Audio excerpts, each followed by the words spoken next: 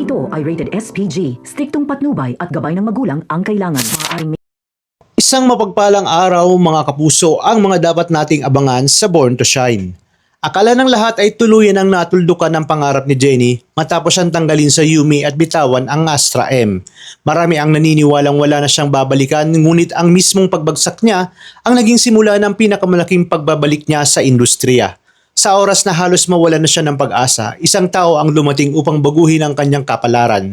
Walang iba kundi si Miss B, at sa halip na kaawaan si Jenny, nakita niya ang potensyal na hindi nakita ng iba. Kaya agad niya itong isinama sa Pop Gloss at ipinakilala bilang pinakabagong solo artist ng kanilang organisasyon.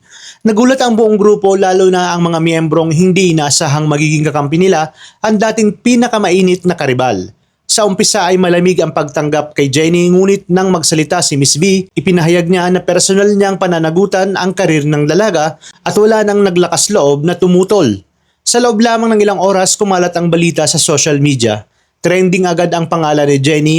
Habang marami ang nasasabik sa kanyang comeback, nagsimula namang kabahan ang kampo ng Yumi. Ngunit sa halip na mataranta, nagyabang pa si Megan dahil para sa kanya, hindi na raw banta ang isang artistang itinapo na ng Astra M at naluma na sa paningin ng publiko.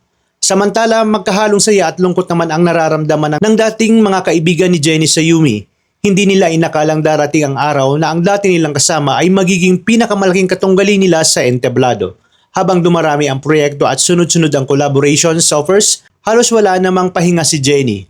Nakintuwa ni na Perry at Minji dahil sa wakas ay nakikita nilang muling nabubuo ang pangarap ng kanilang anak. Mas lalo pa silang naiyak nang personal na dumalaw si Miss B upang ibalita ang nalalapit na solo album at malalaking performances sa naghihintay dito kay Jenny. Ngunit hindi lang karera ang babaguhin ni Miss B. Mula sa imahe, pananamit, hanggang sa personalidad ni Jenny, lahat ay kanyang babaguhin. Ayon sa kanya, hindi maaaring bumalik si Jenny sa dating estilo. Panahon na para makilala ng publiko ang isang matapang, mas elegante at mas makapangyarihang bersyon ng kanyang alaga. Nang dumating ang unang performance ni Jenny, inaasahan ng lahat ang kanyang engranding pagbabalik. Ngunit kabaliktaran ang nangyari. Sa halip na palakpakan, pambubusina at pangungutya ang kanyang sinalubong. Muling gumuho ang kanyang kumpiyansa at inisip niyang baka hindi na talaga siya tatanggapin ng publiko. Ngunit hindi siya pinayagang sumuko ni Miss B. Higpit nitong pinaalala na ang bawat alamat ay nagsisimula sa pagkadapa. Kung gusto niyang muling makarating sa tuktok, kinakailangan muna niyang patunayan ang kanyang sarili mula sa pinakailalim. Hindi luha ang kailangan niya ngayon kundi tibay ng loob, sipag at paniniwalang kaya niyang bumangon. Habang unti-unting umaangat ang pangalan ni Jenny, isang matagal na lihim ang handa ng sumabog. Ang nakaraan ni Dara ay babalik upang guluhin ang lahat.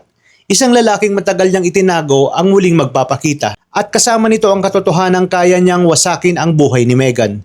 Unti-unti nang mabubunyag na hindi pala tunay na anak ni Dio itong si Megan.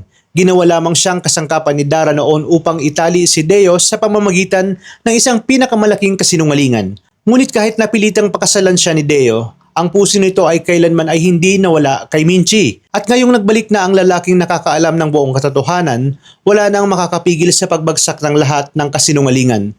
Malalantad ang tunay na ama ni Megan at mababasag ang katauhang matagal niyang ipinagmamalaki. At kasabay nito ang revelasyong higit na ikakagulat ng lahat. Paano kung babaeng matagal nilang minamaliit na si Jenny ay siya palang tunay na tagapagmana ng napakalawak na yaman ng pamilya Halari? Kapag nangyari iyon, sino ngayon ang luluhod at sino ang mawawala ng lahat? Isang comeback ang magsisimula, ngunit kasabay nito ang pagbagsak ng mga taong matagal nang nabubuhay sa isang napakalaking kasinungalingan. Pakaabangan natin lahat ng yan dito lang sa Born to Shine. Maraming salamat sa inyong panonood at pagpalain tayong lahat, mga kapuso.